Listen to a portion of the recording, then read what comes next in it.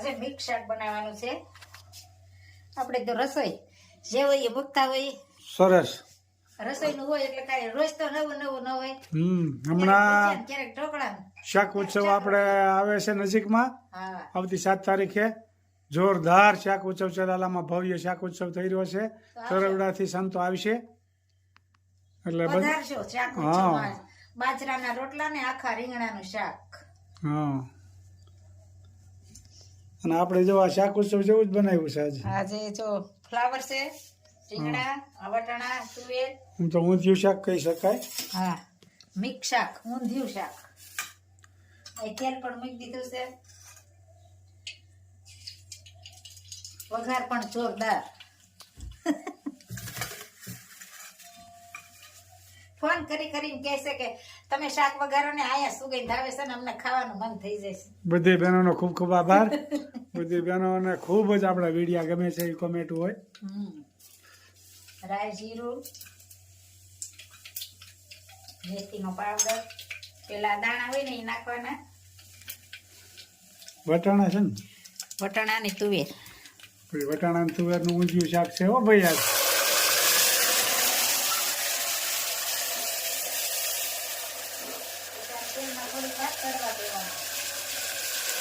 રીંગણાને flower ને વાર ન લાગે અને થોડીક વાર લાગે એટલે તેલમાં સડી જાય પછી મસાલો કરવાનો.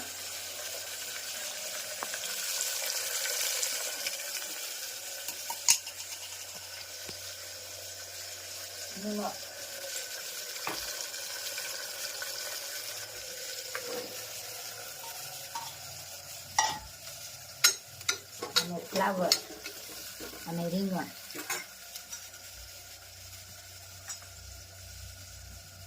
હળદર, ધાણા જીરું,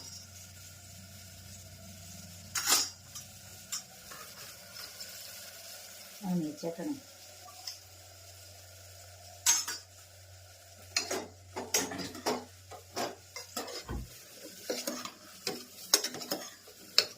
ઊંધિયા ટાઈપનું શાક ભાવતું હોય કોમેન્ટ કરજો.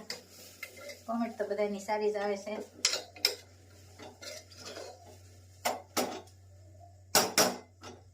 દાણા છે ને એટલે થોડુંક એવું જ પાણી નાખવાનું. ફ્લાવરમાં તો ન હોય, દાણા પૂરતું જ હોય. અને ધીમે ગેસે સડવા દેવાનું એટલે સરસ શાક થાય. મકાઈનો સેવડો બનાવવાનો છે. લીમડો તૈયાર કર્યો છે. મને તીખું લાગે એટલે મરચું નથી નાખવાનું, લાલ ચટણી નાખશું. સરસ મજાનું મકાઈનો કેવડો ઘી છે. હા, માખણ ગરમ મૂક્યું છે. સાસ બનાવી ને તેલ મુકાઈ ગયું છે. સ્પેશિયલ મકાઈ. મસ્ત મજાના મકાઈના દાણા પાડી લીધા છે. રાય,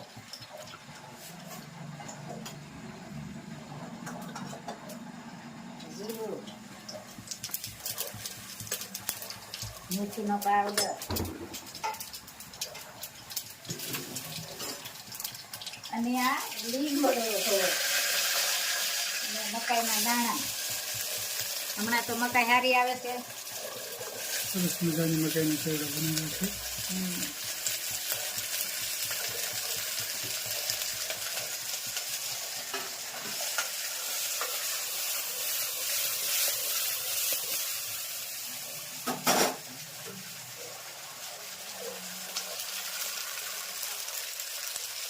હળદર,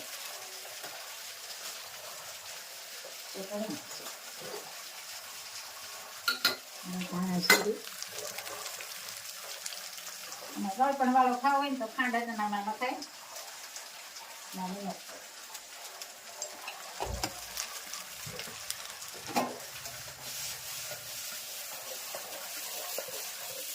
અને આમને થોડીક વાર ધીમી ગેસે ચડવા દેવાનો. પછી થોડુંક એવું પાણી નાખવાનું. પછી ઢક્કન બંધ કરવાનું. પછી ધીમે ગેસે 3-4 સીટી કરો એટલે મસ્ત મજાનું બફાઈ જાય. અને અહીંયા ઘી પણ ગરમ થાય છે. અને આછું પાણી જેવું થાય ત્યાં સુધી ગરમ કરવાનું.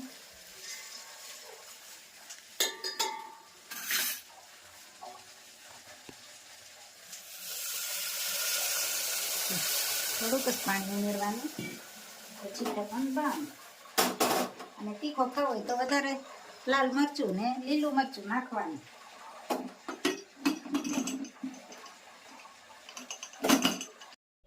અદરે મોસારે સપનું આવ્યું, રામજી વનવાસ. ગુરુજી મારે જાવું છે રામની પાસ. નાથી ભરતજી શાલિની સરિયા, આવ્યા વન રાવણ મોજાર. ગુરુજી મારે જાવું છે રામની પાસ. અહો ભરતજી તમે ક્યાંથી ને કેને દેખાડું વનવાસ. ગુરુજી મારે જાવું છે રામની પાસ. નાથી ભરતજી શાલિની સરિયા, આવ્યા રાવણ મોજાર. ગુરુજી મારે જાવું છે રામની પાસ. અહો ભરતજી તમે ક્યાંથી ને કેને દેખાડું વનવાસ. ભરતજી તમ ઘેરે જાઓ મારા વીર.